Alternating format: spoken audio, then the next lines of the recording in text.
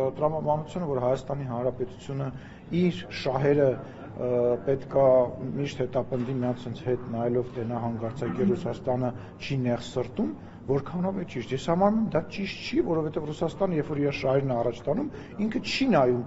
Հայաստանի Հանրապետության շահերին, ինքը կանգնում է այդ շահերի վրա, թե չի կանգնում այդ շահերի վրա, եւ Հայաստանի Հանրապետությունը Ռուսաստանի դեմ որևիցե քայլ չի անում։ Հայաստանի Հանրապետությունը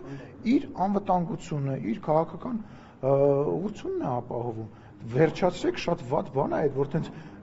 կարող է ես մեկին բարև տամ, ինքը ջղայնանա։ Աղա ջան, ջղայնանում ես, ես բարև տվեցի, այդ տրամաբանությունը սխալ է։ Իսկ Հայաստանը պետք է տենց ճորտ լինի, իրան ասեն դու սրա հետ պետք է լավ լնես, սրա հետ պետք է լավ չլնես, որ հանկարծակի իրան բարևեցիր կամ դիմավորեցիր կամ հանկարծակի հյուրընկալեցիր, սենց ոնց կլինի։ Բայց Հայաստանը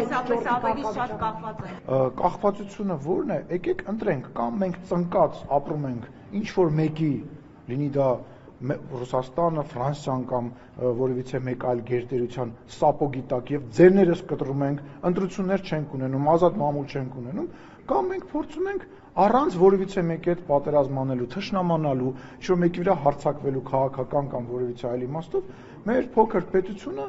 տեր կանգնենք, մենք տեր պետք է կանգնենք մեր երկրներին, հասկանում եք։ Ռուսաստանի հետ մենք ինչ ընտրության հարցն է, այսինքն հիմա եթե Ռուսաստանի հետ հարաբերությունները նախկինի պես է, դա նշանակում է ծնկած։ Նախկինի պես, իհարկե, նախկինում մենք եղել ենք ծնկած։ Մենք եղել ենք ծնկած։ Մենք մինչև 18 թվականը անկախություն չենք ունեցել, իսկ 20 թվականից հետո հաշվի առնելով այն, որ մենք տեսանք, թե ինչ տեղի ունեցավ, Լեռնային Ղարաբաղի ժողովուրդը տեսավ, թե ինչ տեղի ունեցավ, երբ որ դաշնակիցը մեզ առնվազն մենակ թողեց, ակնհայտ դարձավ, որ չի կարելի գնալ եւ մի,